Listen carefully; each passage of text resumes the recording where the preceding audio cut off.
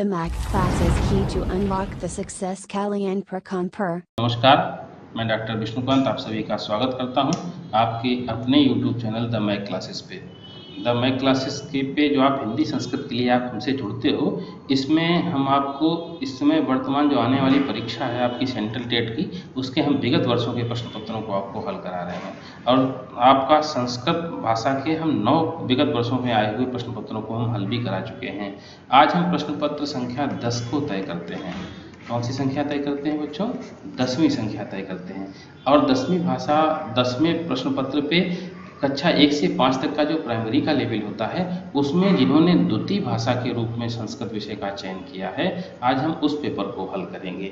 होता क्या है कि संस्कृत जो हमारा विषय है, संस्कृत विषय पे हमारे 2 विकल्प मिलते हैं। यदि हम पहली भाषा के रूप में चयन करें या उसको हम दूसरी भाषा के रूप में चयन करें।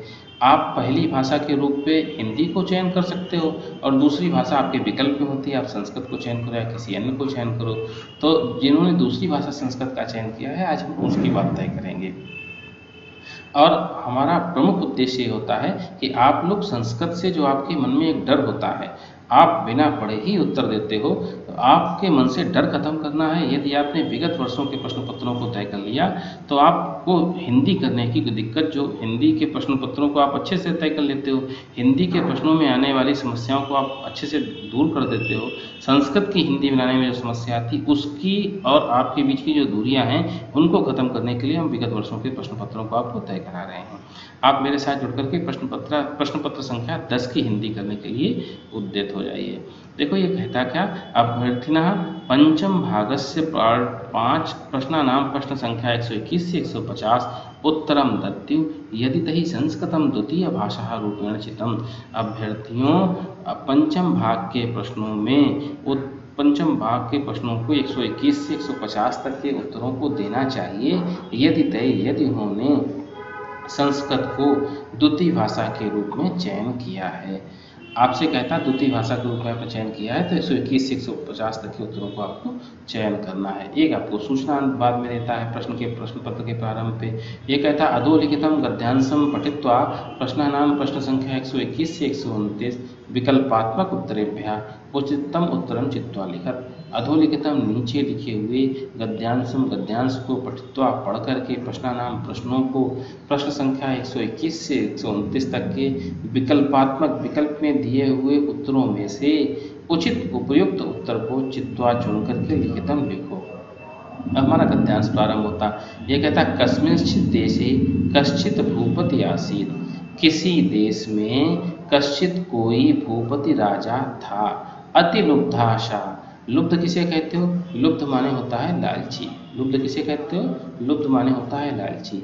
अत्यंत लालची वह दरिद्र इव जीवितम, दरिद्र के समान ही जीवितम जीवन जीता है। नयति स्म, ढोता है।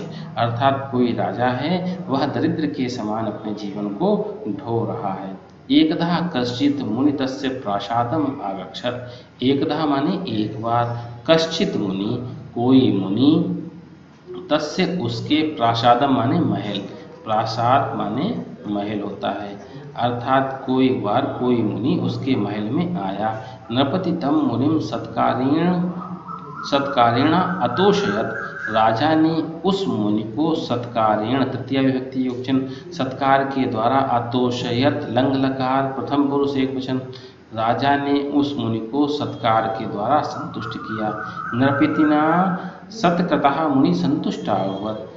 राजा के किए हुए सत्कार से मुनि संतुष्टाभवत्, मुनि संतुष्ट हो गया। मुनि अवदत्, राजा बोला, मुनि बोला, नृपते स्वस्ति अस्तु ते। आप देखो स्वस्ति अस्तु जो लिखा हुआ है, इस पे आपकी यण संधि तय होती। इसका जब विच्छेद करते हो तो स्वस्ति धन अस्तु होता है। अर्थात स्वस्ति माने कल्याण, अस्तु माने हो, राजा तुम्हारा कल्याण हो। अहम बहु प्रसन्ना, मैं बहुत प्रसन्न हूँ। अभीष्टम वरम वर इति, अभीष्ट इच्छा पूर्वक वरदान वरय मांग लो, वरदान मांग लो। मुनिनैव मुक्तः लोभेन प्रेरिता, मुनि के इस प्रकार मुक्त रूप से स्वतंत्र रूप से बोलने से, लोभेन लालच के कारण, प्रेरित नृपति राजा अवदत बोला, मया स्पर्श्यमाना पदार्था सवर्णा भवन्तु इति। मया मेरे द्वारा स्पर्श माने छुए हुए छू जाने से पदार्थों में सवर्णा भवंत अर्थात हम जिसी भी पदार्थ को छुएं वो सोने के हो जाएं। तथास्तु मतलब मुनि कहता है तथास्तु ऐसा ही हो। इत्युक्ता मुनि ततः अंतर्हिता अभवत् ऐसा कहकर के मुनि ततः वहाँ से अंतर्हित अभवत् अर्थात छिप गए या चले गए। मुने वरम लब्ध्वा मुनि से वर को प्राप्त करके नृपति स्वभवनम प्रावशत राजा स्व माने अपने भवन में प्रवेश किया। सह तत्र स्थितानि बहूनि वस्तून अस्पृशत उसने वहाँ स्थित बहुत सी वस्तुओं को छुआ। तेन स्पृष्टानि वस्तूनि सदैव सवर्णानि जातानि उसके द्वारा स्पृष्टानि छूते हुए ही वस्तुएं सत्य माने अचानक से ही सवर्णानि जातानि या सोने की हो जाती थीं। एतत् दृष्ट्वा नृपति मुदिता जाता एतत् ऐसा दृष्ट्वा देख करके नृपति राजा मुदिता प्रसन्न जाता हुआ ऐसा देख करके राजा प्रसन्न हुआ। ततः तस्य महती पिपासा जाता उसको महती प्यास अर्थात अत्यधिक प्यास उत्पन्न हुई। सह जलम पातुम उद्यतः अभवत् उसने जल पीने के लिए वह तैयार हुआ। तेन स्पष्टम जलम अपि स्वर्ण पिंडम अभवत् उसके स्पर्श करने मात्र से ही जल भी सोने के पिंड क्या हो गया पिंड रूपी हो गया। तस्मिन् अवसरे उसी अवसर में तस्य पुत्री कुसुम मंजरीम आदाय तत्रागता उसी अवसर में उसकी पुत्री कुसुम माने फूल मंजरी आदाय लेकर के तत्रागता वहाँ आई। उसी अवसर में उसकी पुत्री कुसुम मंजरी लेकर के वहाँ आती है। पिता सा संबोधन करती है। अतीव सुंदराणि इमानि कुसुमानि इति चावदत् अत्यंत ही सुंदर इन फूलों को ये फूल हैं इति चावदत् ऐसा वह बोली। नृपति ताम मंजरीम करेणा स्पृशत राजा ने उन मंजरियों को हाथ के द्वारा छुआ। तेन स्पष्टा मंजरी सुवर्णमयी जाता उसके द्वारा छूने से मंजरी सोने की हो गई। एतद् दृष्ट्वा ऐसा देख करके कुमारी दुखिता अभवत् कुमारी दुखित हो गई अर्थात पुत्री दुखित हो गई। सुताम सम आश्वासितुम प्रवृत्तः नृपतिताम अंके उपवेशयति स्म पुत्री आश्वासन सम्यक रूप से आश्वस्त होकर के प्रवृत्ता होकर के नृपति राजा ताम अंके राजा उसकी गोद में अंके माने गोद में उपवेशयति स्म गोद में बैठ गई। हंत कुमारी सुवर्णमयी संजाता हाय कुमारी भी सोने की हो गई। नृपति शोकेनो उच्चे राजा शोक के कारण उच्च आवाज में उच्च स्वर में आर्त स्वर में विलाप करने लगा। ततः सा एव मुनि नृपते तब वहाँ वह ही मुनि ने नृपते पुरतः प्रत्यक्षावत मुनि फिर राजा के समक्ष पुरता माने समक्ष सामने प्रत्यक्ष हुआ। नृपति तम प्रणम में निवेदयत राजा ने प्रणम माने उसको प्रणम में प्रणाम करके निवेदन किया। महर्षि दत्तम वरम कृपया निवर्तेतुम महर्षि दिए हुए वरदान को कृपया निवर्तेतुम वापस ले लीजिए। इयम कुमारी में जीवितम यह मेरी कुमारी जीवित हो जाए ये मेरी बेटी जीवित हो जाए। महर्षि बोले नृपते राजा त्वया सुवर्णम महत्तमम गणतम तुम्हारे द्वारा सोने को बहुत महत्वपूर्ण गणना की गई थी। वस्तुतः तत् तुच्छम भवति वस्तुतः तो वह तुच्छ ही है। अहम दत्त वरम निवर्तयामि मैं दिए हुए वरदान को निवर्तयामि वापस ले लूँगा। तुम जल मानय तुम जल को लाओ। जलेन सिक्तानि वस्तूनि पूर्वाम अवस्थाम प्राप्स्यन्ति जल के द्वारा सिक्त करने पर जल के द्वारा छिड़कने पर वस्तुएं पूर्वाम अवस्थाम पूर्व की अवस्थाम प्राप्स्यन्ति प्राप्त होंगी। इत्युक्त्वा मुनि तत्रैव अंतर्हिता ऐसा कर करके मुनि तत्रैव माने वहाँ से अंतर्हित चले गए। नृपति सर्वत्र जलम क्षिपति राजा ने सभी जगह जल को छिड़का। क्षिपति माने फेंकना होता है फेंका। जलेन सिक्तानि सवर्णानि जल के सींचने से जल के छिड़कने से सवर्णानि सर्वाणि वस्तूनि सोने की सभी वस्तुएं स्वाम स्वाम प्रकृति प्राप्तानि अपनी अपनी प्रकृति पर वापस आ गईं। तस्य कुमारी अपि मंदम हसंति पितुम मानस अतोषयत। उसकी कुमारी भी मंदम हसंति मंद मंद मुस्काती हुई पिता को मानसिक रूप से संतुष्ट हुई। अतः अति लोभो न कर्तव्य, अतः अत्यधिक लोभ नहीं करना चाहिए। सा तो दुःखस्य कारणम, वह तो दुख का कारण होता है। आपने देखा एक राजा था किसी देश का, वो अत्यंत लालची था और दरिद्र के समान अपना जीवन जीता था। एक बार उसके महल में कोई एक राजा मुनि आते हैं और राजा मुनि का सत्कार करता है। राजा के सत्कार से मुनि संतुष्ट होकर के मुनि को वह एक वरदान मांगने के लिए कहता है। वरदान के रूप में राजा कहता है कि हम जो कुछ भी छुएं वो सब सोने का हो जाए। इस कारण से उसकी बेटी और जो कुछ भी पानी भी पीने के लिए मंगाता है तो वो सोने का हो जाता है। इस कारण से वह दुखी होकर के मुनि से वरदान वापस करने की बात करता है, तो मुनि उसके वापस को वरदान करता है। इस कारण से इस पूरी आप कहानी के सार के रूप में समझे कि व्यक्ति को अत्यंत लालची नहीं होना चाहिए, अपने कर्तव्यों के प्रति जिम्मेदार होना चाहिए। लालच तो उसके दुख का कारण हुआ करता है। अब इसके प्रश्नों को तय करें। 121 नंबर का प्रश्न कहता व्यलेपयत पदस्य विलोम पदम भवति। व्यलेपयत माने विलाप किया, पद का विलोम पद होता है। क्या होता है? आहसत हंसता है, अधावत दौड़ता, अव्यवत पिया, अगक्षत गया। आप देखो विलाप करना रोने को कहते हो और हंसना इसका विलोम होता है, अर्थात पहला विकल्प बिल्कुल सही हुआ। अब हम 122 नंबर के प्रश्न पर आ गए। 122 नंबर का प्रश्न कहता इयम कुमारी मम जीवितम इति का कथयत। यह कुमारी मेरी जीवित हो जाए ऐसा किसने कहा? उसकी राजा की जो बेटी थी उसी ने तो उसकी बेटी ही तो जीने के लिए उसने बोला हुआ था। तो मुनि ने बोला? बिल्कुल नहीं बोला। राजमहिषी ने बोला अर्थात उसकी पत्नी ने बोला? बिल्कुल नहीं बोला। मंत्री ने बोला? बिल्कुल नहीं बोला। नृपति राजा ने बोला, अर्थात चौथा विकल्प बिल्कुल सही होता है। 123 नंबर के प्रश्न पर आए। ये कहता नृपितना स्पृष्टा कुमारी कीदृशा संजाता। राजा के द्वारा छूने से कुमारी कैसी हो गई थी? संजाता माने हो गई थी। स्वर्णमयी, हाँ बिल्कुल सोने की हो गई थी, पहला ही विकल्प सही है। फिर भी हम अगले की हिंदी कर लें। रजतमयी, चांदी की हो गई थी? नहीं हो गई थी। ताम्रमयी, तांबे की हो गई थी? नहीं हो गई थी। लौहमयी, लोहे की हो गई थी? नहीं हो गई थी, अर्थात पहला विकल्प सही होता है। 124 नंबर का प्रश्न कहता अति लोभो कस्य कारणम भवति। अत्यंत लालची किस कारण का, कौन सा कारण होता है, किसका कारण होता है? मोक्ष से मोक्ष का होता है? बिल्कुल नहीं होता। दुख से दुख का होता है? हाँ बिल्कुल होता है, अर्थात दूसरा विकल्प सही है। सुख से सुख का होता है? ज्ञान से ज्ञान का होता है? नहीं होता है, दूसरा विकल्प एकदम सही है, बिल्कुल सही है। 125 नंबर का प्रश्न कहता गद्यांश से इक्त्वा प्रत्यांत शब्दास्ति।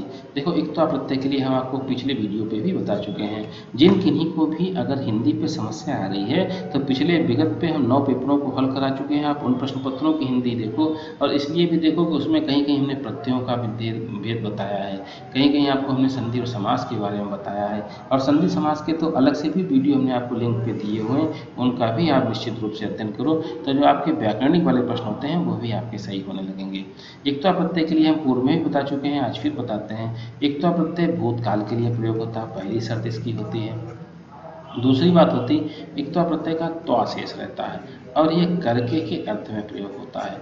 आप इस शब्द पे देखो किस शब्द में हमें उक्ता मिलता है, हमें पहले ही शब्द पे उक्ता शब्द मिल जाता है, अर्थात उक्ता माने होता बोल करके। तो पहला विकल्प बिल्कुल सही है। महात्तमम नहीं हो सकता, इसमें त्वा नहीं है। हसंति नहीं हो सकता। ती है, जीवितम नहीं हो सकता। हमें त्वा की पहचान करनी है, यदि जहाँ त्वा मिलेगा वहाँ इक्त्वा प्रत्यय का प्रयोग होगा।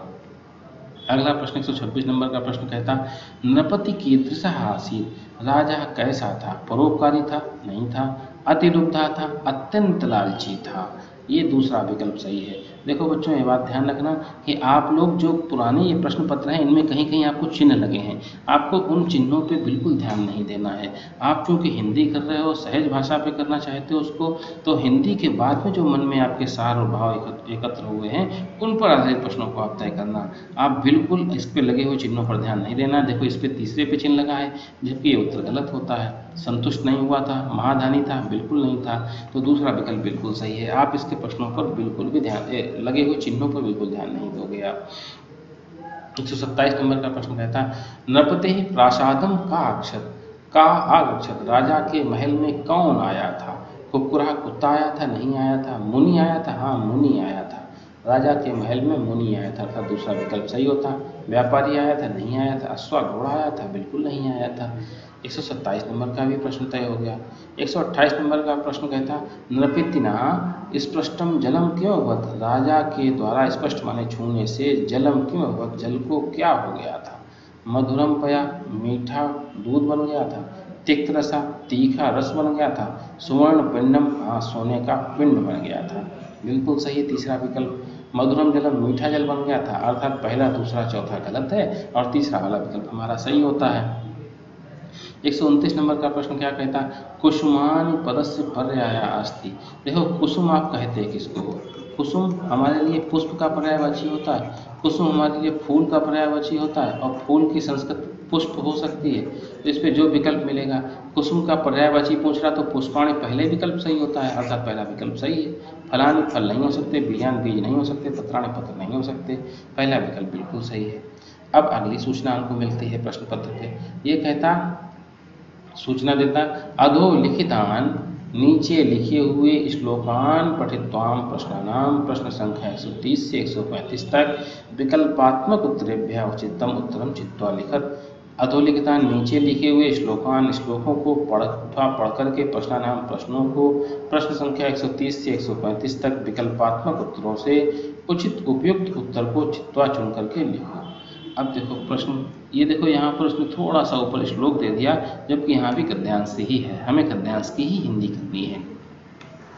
गद्यांश हमसे कहता शैत्यम संवर्धनम वायु प्रवहति स्म, शैत्यम अर्थात शीतकारी ठंडी, संवर्धन बढ़ाती हुई, ठंडी को बढ़ाती हुई, शीत को बढ़ाती हुई वायु हवा बहती थी। सर्वे अपि कंबलेन आवृत्ता संयाम अवलंबन्ते स्म, सर्वे अपि सभी लोग कंबलेन कंबल के द्वारा आवृत ढक करके संयाम सैया में अपने बिस्तर पर अवलंबन्ते स्म, अब सभी अपने बिस्तर पर लेटे थे कंबल से आवृत होकर के। दूरात्, दूर से, मधुरम परम च शैत्य प्रभावात् प्रकंपमानः ध्वनि सवर्ण्यम पथम उपगता, दूर से मधुर परम च शैत्य प्रभावात्, किंतु शीतलता के प्रभाव से कंपमान होती हुई, कांपती हुई ध्वनि श्रवणम पथम उपगता, कानों तक, कानों के रास्ते तक उपगता पहुँचती है। कमनीयानि कुसुमानि सुगंधीनि पुष्पाणि, कमनीयानि कुसुमानि सुगंधीनि पुष्पाणि, और कमनीय कुसुम की सुगंध, पुष्पों की सुगंध भी आती है। किरणंतु गृहणंतु कुसुमानि, लाओ लाओ ग्रहण करो कुसुमानि फूलों को। कंबलात वही मुखम मानिए, गवाक्षेण अपश्यम, कंबलात कंबल से वही बाहर, मुखम मानिए मुख को बाहर लाओ। गवाक्षेण अपश्यम, गवाक्ष किसे कहा जाता है, गवाक्ष शब्द को जब आप तोड़ते हो दीर्घ संधि मिलती, और इस गवाक्ष शब्द को जो तोड़ते हो तो इस पे आपको अयादि संधि मिलती है और गोधन अक्ष होता है।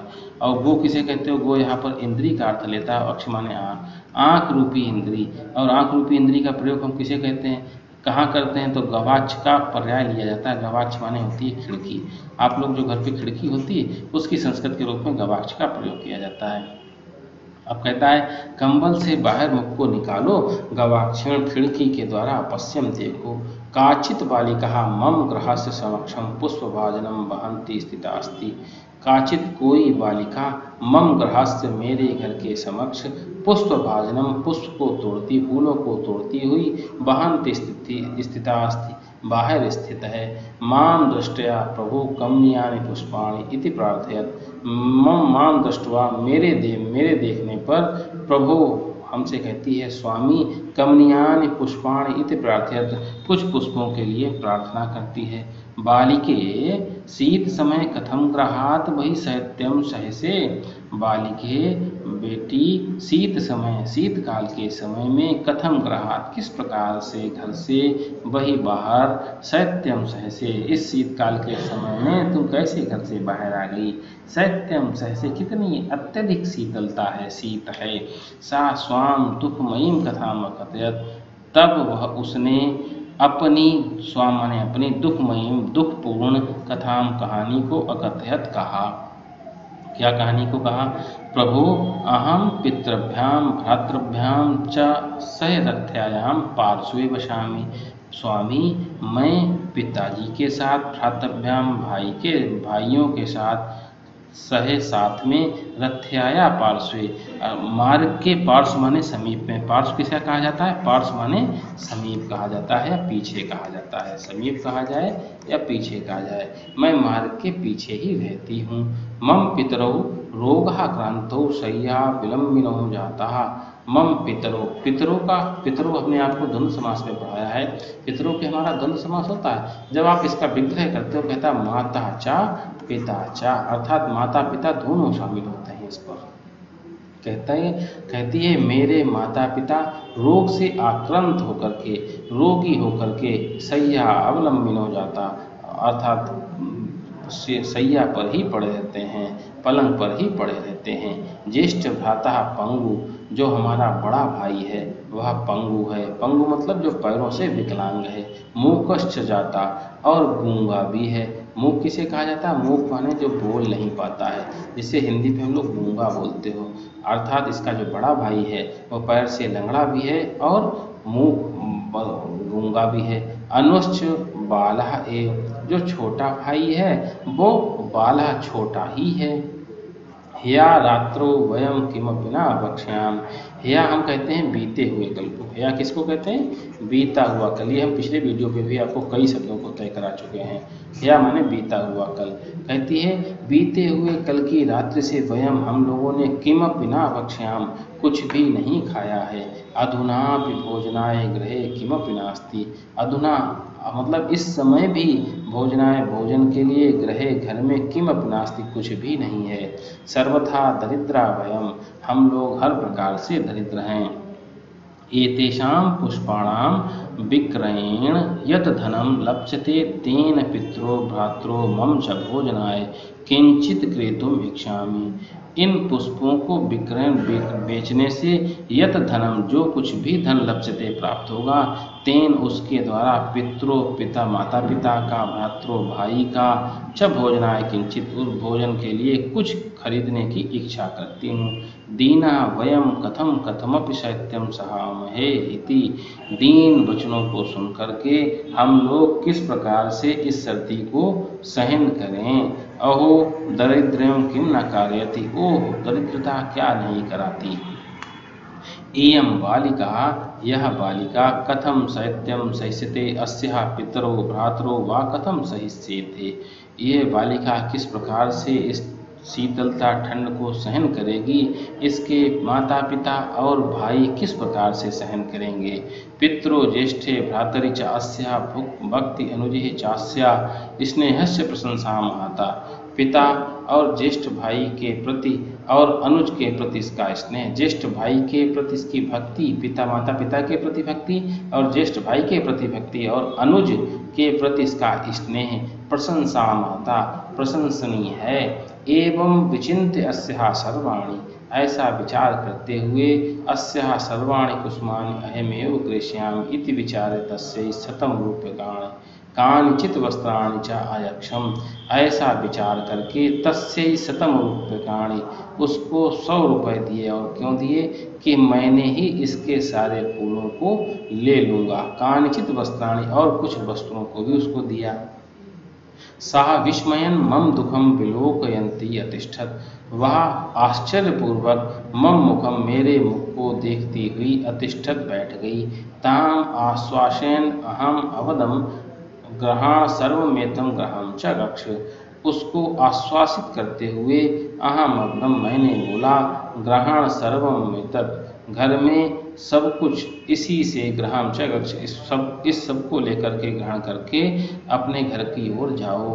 पितरौ भ्रातरौ च आत्मानं च आहारेण संतोषय, माता पिता को और भाइयों को, च आत्मानम, और अपने को भी, आहारेण, आहार के द्वारा, इस आहार से संतोष से संतुष्ट करो। इमानि वस्त्राणि तव कृते तव पितरो भ्रातरोश्च कृते सन्ति, ये वस्त्र तव माने तुम्हारे, तव कृते तुम्हारे लिए, तव पितरो तुम्हारे माता पिता के लिए, भ्रातरोश्च और भाइयों के लिए हैं। एवि वस्त्रै तव पितरो भ्रातरो त्वं च शैत्यात् मुक्ता भविष्यता, इन्हीं वस्त्रों से ही तब पितरो तुम्हारे माता पिता तुम्हारे भाई शीत से ठंड से मुक्त होंगे। सारूप्यकाणि वस्त्राणि च गृहीत्वा कृतज्ञतः पूर्ण नेत्राभ्याम माम विलोकयन्ति अगच्छत। उस रुपयों को और वस्त्रों को ग्रहण करके कृतज्ञता पूर्ण नेत्रों से देखती हुई अगच्छत चली गई। अब आपने गद्यांश पढ़ लिया, अब हम इसकी आने वाले प्रश्नों को तय करें। ये कहता कस्मिन भ्रातरि अस्या स्नेहा प्रशंसारहा, किस भाई के लिए इसका स्नेह प्रशंसनीय था। देखो ज्येष्ठ भ्राता से तो वो भक्ति करती थी, ज्येष्ठ माने बड़ा था, आपने ऊपर देखा, ज्येष्ठ भ्राता से तो भक्ति करती थी, लेकिन जो छोटा था, जो अनुज था, इसके प्रति वह स्नेह करती थी। प्रश्न कहता है किस भाई के प्रति इसका स्नेह प्रशंसनीय था, तो अनुज के प्रति उसका स्नेह प्रशंसनीय था। ज्येष्ठ के प्रति तो उसका भक्ति थी, पहला विकल्प गलत है। मातुली मामी के प्रति बिल्कुल नहीं, गलत। प्रतिवेशन पड़ोसी के प्रति बिल्कुल नहीं, अर्थात 130 नंबर का चौथा विकल्प सही होता है। अगला प्रश्न कहता पितरौ भ्रातरौ सह च कस्मात् मुक्ता भविष्यन्ति, माता पिता और भाई च सह और वह किससे मुक्त होंगे, ग्रहात से, घर से, बिल्कुल नहीं। शैत्यात् शीत से, हाँ बिल्कुल सही, दूसरा विकल्प सही है, वो शीत से मुक्त होंगे। धनात् धन से नहीं, धर्मात् धर्म से नहीं, अर्थात दूसरा विकल्प बिल्कुल सही होता। अगला 132 नंबर का कृतज्ञता पूर्ण नेत्राभ्याम किम कुर्वती साक्षत, कृतज्ञता पूर्ण नेत्रों के द्वारा, नेत्र के द्वारा कृतज्ञता ज्ञापित करती हुई वह अगच्छत, वह चली गई। क्या करती हुई, विलोकयन्ति देखती हुई, हाँ बिल्कुल देखती हुई चली गई। कृतज्ञता पूर्ण नेत्रों से वह देखती हुई चली गई, पहला विकल्प बिल्कुल सही है। शयाना सोती हुई, गायती गाती हुई, धावंती दौड़ती हुई, तीनों नीचे वाले विकल्प गलत हैं, 132 का पहला वाला सही हुआ। 133 नंबर का प्रश्न कहता किम संवर्धयन् वायु प्रभवति स्म, किसको बढ़ाती हुई वायु बहती थी, तो वायु जो चल रही थी वो शीतलता को बढ़ा रही थी, ठंडक को बढ़ा रही थी, अर्थात पहला विकल्प बिल्कुल सही है। हमने पहले भी कहा कि आप इस पे लगे हुए चिन्हों पर बिल्कुल ध्यान नहीं देना, आपको हिंदी करने के बाद में जो उत्तर निकल के आएगा उन उत्तरों को आप सही करोगे। तो दूसरा गलत है, तीसरा दुर्गंध गलत है और चौथा मिष्ठान मिठाई गलत है, पहला विकल्प बिल्कुल सही हो रहा है। अगला प्रश्न कहता 134 नंबर का कुतः बहि मुखम आनीय गवाक्षेण सह पश्यत, कुतः माने कहाँ से, बहि माने बाहर, मुखम मुख को, आनीय निकाल करके, गवाक्षण खिड़की के द्वारा, सह पश्यत उसने देखा, कंबलात कंबल से, हाँ कंबल से देखा, पहला विकल्प इसका सही होता है। द्वारात बिल्कुल नहीं, द्वार से देखा नहीं देखा। गवाक्षात खिड़की से नहीं, ग्रहात घर से नहीं, उसने कंबल में छिपा हुआ जो मुख था उसे निकाल करके खिड़की से देखा, अर्थात पहला विकल्प बिल्कुल सही होता है। 135 नंबर का प्रश्न क्या कहता, ये कहता ज्येष्ठ भ्राता कथम आसीत, अर्थात जो बड़ा भाई था वो कैसा था। धीरा विद्वानाचा, बिल्कुल नहीं, धीर धैर्यशाली और विद्वान था। पंगु मूकश्च, हाँ पैर से विकलांग था और गूंगा भी था, दूसरा विकल्प बिल्कुल सही होता है, ये दूसरा विकल्प इसका सही हो रहा। गायक वादश्च, गायक वादक था, नहीं था। वीर और साहसी था, बिल्कुल नहीं था। अब हम 136 नंबर के प्रश्न पर आ रहे हैं। 136 नंबर का प्रश्न कहता है, पहले सूचना देता हमको, अधोलिखित प्रश्नानाम विकल्पात्मक उत्तरेभ्यः उचितम उत्तरम चित्वा लिखत, नीचे लिखे हुए प्रश्नों में से विकल्प से उत्तरों को, उचित उपयुक्त उत्तर को चुन करके लिखो। 136 नंबर का प्रश्न कहता कोमल शिशुआ लेखनी नाम पुरतः पृष्ठतः उपरितः अधः वाचाल्येन आनंदम अनुभवन्ति एवं प्राथमिक लेखनम वर्तते। कोमल शिशु लेखनी कलम को कभी आगे पुरतः आगे ले जाता है, कभी पृष्ठतः पीछे ले जाता है, कभी उपरतः ऊपर ले जाता है, कभी अधा नीचे ले जाता है, और इस प्रकार से चलाने में वह आनंद का अनुभव करता है। कोई बच्चा है वो अपनी कलम को कभी आगे पीछे ऊपर नीचे चला करके आनंद का अनुभव करता है। एवं च प्राथमिक लेखनम वर्तते, यह प्राथमिक लेखन कैसा लेखन कहा जाएगा। आविष्कारिक लेखन बिल्कुल नहीं कहा जाएगा। आविष्कारिक लेखन किसे कहते हो, खोजपूर्ण लेखन को कहते हो। घर्षण कार्य बिल्कुल नहीं है। चित्रांकन, चित्र का अंकन, और चौथा कहता है परंपरागत लेखनम, परंपरागत लेखन बिल्कुल नहीं है। चित्रांकन कर रहा है, कभी ऊपर कर रहा है, कभी नीचे कर रहा है, आनंद का अनुभव कर रहा है, उससे किसी भी प्रकार का कोई चित्र बनता, कोई आकृति बनता, उस पर संतुष्टि आनंद महसूस करता है, तो तीसरा विकल्प बिल्कुल सही है। ये परंपरागत लेखन भी नहीं हो सकता, अर्थात तीनों गलत हैं और तीसरा वाला विकल्प सही होता है। 136 नंबर का प्रश्न हो गया। 137 नंबर का प्रश्न क्या कहता है, ये कहता शिक्षा अधिकार अधिनियम सुनिश्चितम करोति यत प्रत्येक शिशु, शिक्षा अधिकार अधिनियम को सुनिश्चित करता है यत प्रत्येक शिशु, जो प्रत्येक शिशु अष्टम कक्षा पर्यंतम आंग्ल भाषा माध्यमेन अध्ययनम करोति, 8वीं कक्षा पर्यंत अंग्रेजी भाषा के माध्यम से ही अध्ययन करता है, नहीं करता है। अष्टम कक्षा पर्यंतम राज्यस्य भाषा अध्ययनम करोति, 8वीं कक्षा तक राज्य की भाषा में ही अध्ययन करता है, ये भी बात अभी तय नहीं कर सकते, बिल्कुल ये भी बात नहीं हो सकती, राजभाषा के माध्यम से भी तय नहीं करेगा। और तीसरा विकल्प कहता है हिंदी माध्यमेन अध्ययन करोति, बिल्कुल नहीं, हिंदी माध्यम तो हिंदी भाषी क्षेत्रों के लिए तो ठीक है, बाहर के लिए नहीं ठीक है। अगला कहता है अष्टम कक्षा पर्यंतम मातृभाषा अध्ययन करोति, 8वीं कक्षा पर्यंत मातृभाषा में ही अध्ययन करता है, ये बात बिल्कुल सही होती है चौथी वाली। प्राथमिक में जो बच्चा होता है, प्राइमरी लेवल में बच्चा होता है, उसको मातृभाषा से अगर रिलेट करके पढ़ाया जाता है तो उसको अच्छे से समझ में आता है, इसी कारण से चौथा विकल्प सही होता है। 138 नंबर का प्रश्न कहता है संज्ञानात्मक अधिगम सिद्धांता अत्र ध्यान न ददाति यत्, संज्ञानात्मक सीखने के सिद्धांत पर अत्र यहाँ ध्यान न ददाति, ध्यान नहीं दिया जाता है, क्योंकि अशुद्धि शिक्षण प्रक्रिया भागा वर्तते, अशुद्धि शिक्षण प्रक्रिया का भाग होता है। प्रकृति निर्माण प्रक्रिया द्वारा भाषा शिक्षण भवति, प्रकृति निर्माण प्रक्रिया के द्वारा भाषा शिक्षण होता है। भाषाया अधिगमे तार्किक मानसिक प्रक्रिया निहिता अस्ति, भाषा को सीखने के समय तार्किक और मानसिक प्रक्रिया निहित होती है। मनुष्य से जन्म सहज जात भाषा यंत्रेण से होती, मनुष्य जन्म से ही सहज रूप से भाषा के यंत्र के साथ में ही होता है, ये भी नहीं सही है। ये कहता है संज्ञानात्मक सीखने के सिद्धांत में यहाँ ध्यान नहीं दिया जाता, क्योंकि भाषा सीखने में तार्किक मानसिक प्रक्रिया निहित होती है। तीसरा विकल्प बिल्कुल सही है, इसका तीसरा विकल्प सही होता है। 139 नंबर के प्रश्न पर आ गए हम। ये कहता कक्षायाम उच्च स्वरेण वाचन समय एकः छात्रः उच्चारण गतिम त्रुटिम करोति तत्र शिक्षका, कक्षा में उच्च स्वर से वाचन समय बोलने के समय में एक छात्र एकत्र एक बार उच्चारणगत त्रुटिम करोति, उच्चारण के आधार पर त्रुटि करता है, तत्र शिक्षका, वहाँ शिक्षक क्या करेगा। पहला अशुद्धोच्चारणार्थम भर्त्सयति, अशुद्ध उच्चारण की भर्त्सना करेगा, बिल्कुल नहीं करेगा। दृष्टान्तानाम उपस्थापनम द्वारा शुद्ध उच्चारण बदलती, दृष्टांत देकर के इस उपस्थापन के द्वारा शुद्ध उच्चारण बोलता है, ये भी नहीं हो सकता। कक्षायाम उच्च वाचनार्थम कदापि अवसरम न ददाति, कक्षा में उच्च स्वर में बोलने के लिए कोई भी अवसर नहीं देगा, ये भी नहीं हो सकता। तम उपविशतु इति उक्त्वा अपरम छात्रम वक्तुम प्रेरयति, वहाँ उसको बोलने के लिए बोल करके दूसरे छात्र को बोलने की प्रेरणा देगा, बिल्कुल सही है, चौथा वाला विकल्प बिल्कुल सही होता है। अगला 139 के बाद हम 140 नंबर के प्रश्न पर। ये कहता वृक्षारोपणम इति विषयम अधिकृत्य चतुर्थ कक्षाया संस्कृत विषयस्य छात्रान् पाठयितुं शिक्षकस्य कृते अधोलिखितेषु कतमः मार्गः सर्वोत्तमः स्यात्। वृक्षारोपण इस विषय को अधिकृत करते हुए चतुर्थ कक्षा के संस्कृत विषय के छात्रों को पाठ्यतुम पढ़ाने के लिए शिक्षक अधोलिखित में से कौन से मार्ग को सर्वोत्तम होगा। पहला विकल्प कहता कक्षायां स्व अनुभव द्वारा एतस्मिन् विषये विचारः वेशम कर्तुं छात्रान् नियोजयेत्, कक्षा में अपने अनुभव के द्वारा इस विषय में विचारों का आवेश करने के लिए छात्रों को नियोजित करेगा। दूसरा कहता है वृक्षारोपण अभियानम इति विषयोपरि एकम परिच्छेदम लेखितुं गृहकार्यं ददाति, अर्थात वृक्षारोपण अभियान इस विषय पर एक परिच्छेद लिखने के लिए घर का कार्य देगा, बिल्कुल नहीं दे सकता।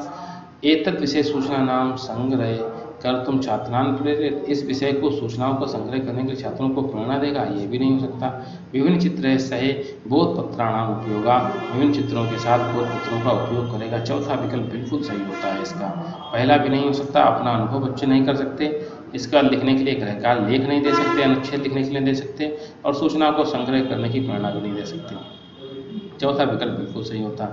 141 नंबर का प्रश्न कहता है एकस्मात् पाठ्यासात् सूचना नाम आदाय तस्य शाब्दिक स्तरात् ऊर्ध्वं व्याख्याकरणं कथ्यते, एक समय में पाठ्यासात् पाठ्य पर आधारित सूचना आदाय सूचनाओं को लेकर के तस्य शाब्दिक स्तरात् उसके शाब्दिक स्तर से ऊर्ध्वम ऊपर व्याख्या करना, ऊपर की व्याख्या करने के लिए, उच्च आगे की व्याख्या करने के लिए कथ्यते कहा जाता है। ये क्या होता है, तुलना होती है, बिल्कुल नहीं होती। सिंहावलोकन होता है। सिंहावलोकन जो कल भी हमने आपको बताया था, किसी चीज़ को सरसरी नज़र से देखना। निष्कर्ष होता है, बिल्कुल नहीं होता, ना सिंहावलोकन हो सकता ना निष्कर्ष होता। पूर्वानुमानम, पूर्व का अनुमान होता है, बिल्कुल पूर्व का अनुमान होता है। चौथा विकल्प बिल्कुल सही होता है। 142 नंबर का प्रश्न कहता है मातृभाषाया पृथक कस्याश्चित अन्य भाषाया अधिगमानामा बहुभाषिकता इत्येतशित। मातृभाषा से पृथक अलग कस्याश्चित किसी अन्य भाषा में अधिगम सीखना को सीखने के नाम को बहुभाषिकता ऐसा कहा जाता है। क्या कहा जाता है? संसाधन रूपण, संसाधन रूप के द्वारा। दूसरा अवरोध रूपण द्वारा, अवरोध रूप में। तीसरा पद्धति रूपण के द्वारा। और सिद्धांत रूपण, सिद्धांत रूप के द्वारा। प्रश्न करता है मातृभाषा से अलग किसी अन्य भाषा को सीखने के नाम को बहुभाषिकता ऐसा नाम क्या नाम दिया जाए?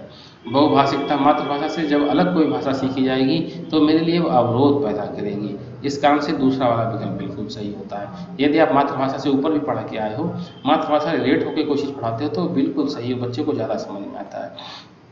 अब हम 143 नंबर के प्रश्न पर आ गए।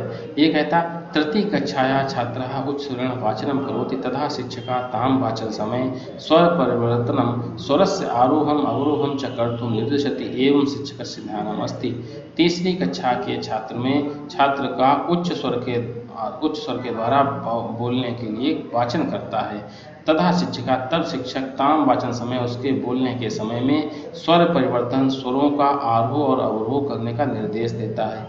इस शिक्षक का क्या ध्यान है? अभ्यास का ध्यान है, स्वर शैली का ध्यान है, उच्चारण का ध्यान है, भाव भंगिमाओं का ध्यान है।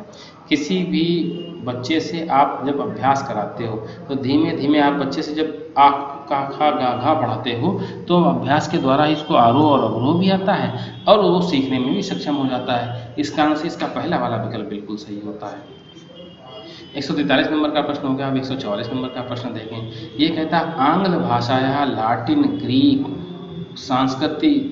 संस्कृतादि विभिन्न भाषाभ्याः शब्दा गृहीता स्वीकृता च आंग्ल भाषाया एतद् वैशिष्ट्यं कथ्यते। अंग्रेजी भाषा, लैटिन भाषा, ग्रीक भाषा, संस्कृत आदि विभिन्न भाषाओं के शब्दों को गृहीता स्वीकृता च ग्रहित करके ग्रहण करते हुए और स्वीकृत किए जाते हैं। आंग्ल भाषाया के अंग्रेजी भाषा की विशेषता क्या कही जाएगी? ग्रहणशीलता कही जाएगी, भाषण कहा जाएगा, शब्द संरचना कही जाएगी या रूप रचना कही जाएगी।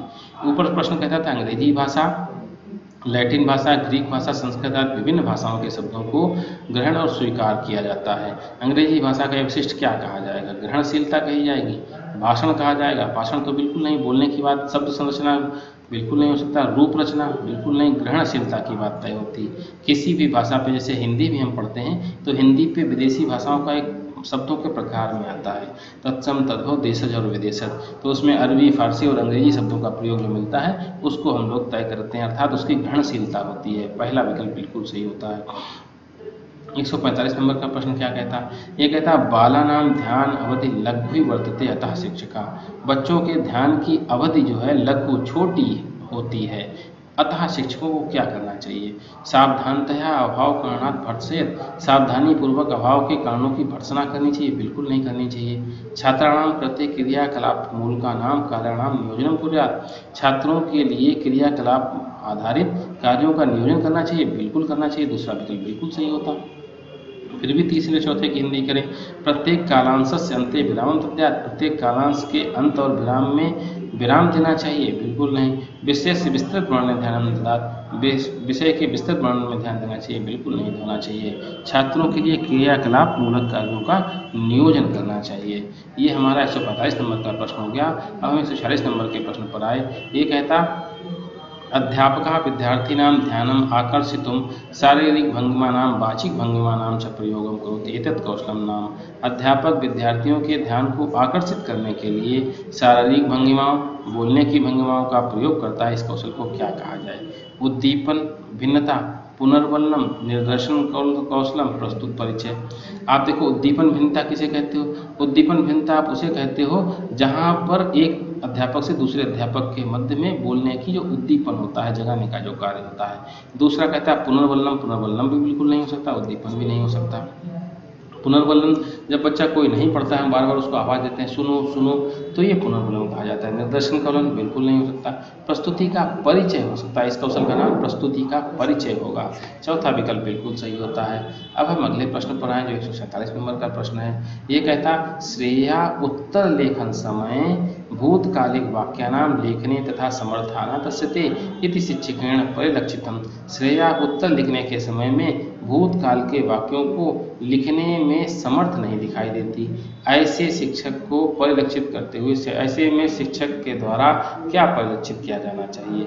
किंतु शिक्षकस्य सन्निधौ सहपाठिनां वा सहयोगेन च सा भूतकालिक प्रयोगं कर्तुं शक्नोति। किंतु शिक्षक की सहायता से सहपाठ के द्वारा अथवा सहपाठ के अथवा सहयोग से वह भूतकाल के प्रयोग को करने में सक्षम हो जाती है।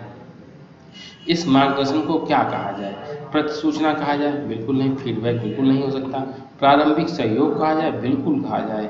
बच्चे का प्रारंभिक सहयोग है, बाद में तो बच्चा करने लगेगा, शुरुआत में आपको उसको सहयोग करना होगा। समस्या का समाधान? बिल्कुल नहीं।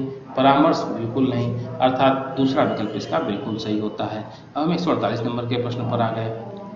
ये कहता भाषाया अधिगम में वृद्धि भवेत्। भाषा के सीखने में वृद्धि होनी चाहिए। कब होनी चाहिए? छात्राणां प्रगतिं ज्ञातुं शिक्षकैः साप्ताहिकं परीक्षणं क्रियते।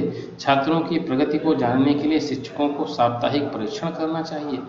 दूसरा कहता कक्षायां शिक्षकाः वास्तविक जीवनस्य स्थितेः निर्माणं कुर्वन्ति यस्मिन् छात्राः परस्परं भाव विनिमयं कुर्वन्ति।